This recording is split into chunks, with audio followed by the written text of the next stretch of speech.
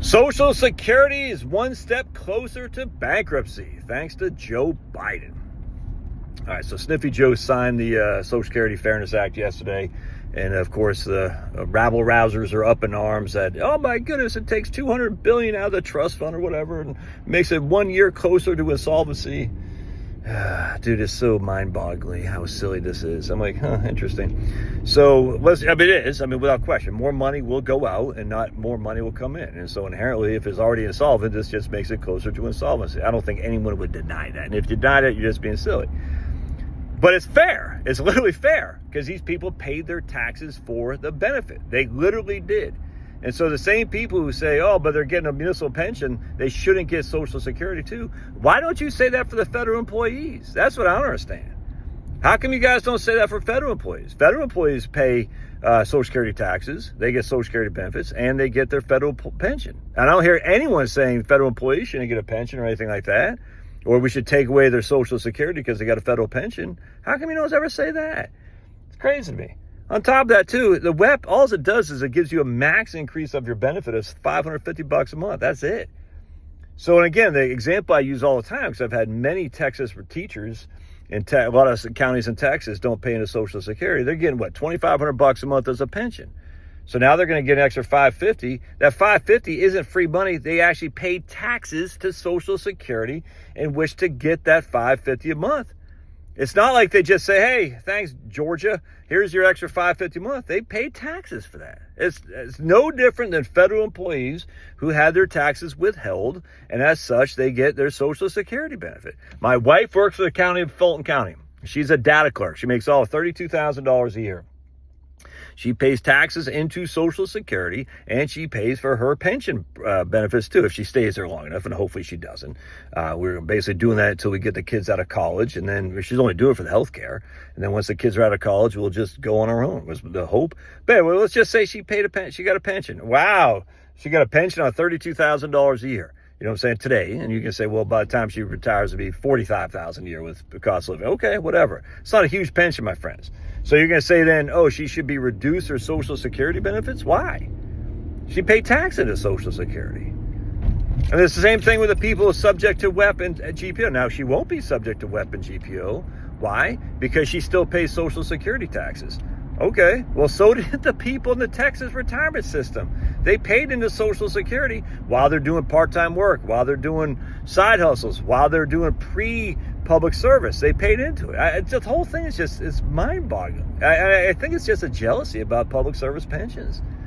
There are some crazy public service pensions, I grant you. I remember I had teachers 15 years ago in California making like freaking $8,000 a month or something like that, or $7,000 a month in pensions. Well, they also paid Social Security taxes, so they get Social Security and their pension. How come no one's saying they shouldn't get the Social Security? Why did they get the Social Security? Because they paid taxes for it, man. So if this does put us one step closer to bankruptcy, well, that's what you do for fairness. And I'm just sorry. If $550 a month is what makes you get so upset over bankruptcy being this one step closer, I got nothing for you, man. I got nothing for you.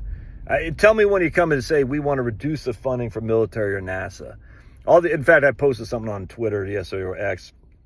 I said, if you want to be a true conservative, tell me when you're going to defund NASA and reduce the military budget. And then, only then, can we go after the Department of Education and whatnot. And of course, the minute I posted that, someone said, we can't reduce the military budget. That's what keeps the world free. I said, yeah, there you go. All right, so that's why we'll never win here, because the Republicans say military good, the Democrats say their crazy stuff is good. We'll negotiate, and then both will increase the budget. This is literally how it works, man. It's been working like this since the dawn of mankind. Nothing will ever get cut. Well, but Josh, don't you know at some point, the bills got to be paid? And okay, we've been saying that for literally they've been saying that since LBJ and his mass increase in military and government spending with Medicare and Vietnam and stuff. They said it under Reagan. They said this whole thing's so stupid, dude. Will at some point fall? Yeah, of course, everything falls. All empires fall. When, where, how? I have no clue. You have no clue. So at some point, they're going to have to get new revenue stream for Social Security. And again, as I always say, tell me where the revenue stream for military budget is. because I hate to say this to you, my friends, we have mass deficits that are funding our military budget, mass, and yet we still increase our military budget even though we have deficits as far as the eye can see. How does that work? How can you have mass deficits going into deeper in debt when you already have a huge amount of debt and keep your expenditures and grow your expenditures? How does that work? Oh, it only works where? Only works in the government, in the federal government. Oh, but now you want to say with Social Security, that's not fair for a lady in Texas to get a $550 a month increase. No, bullcrap, dude.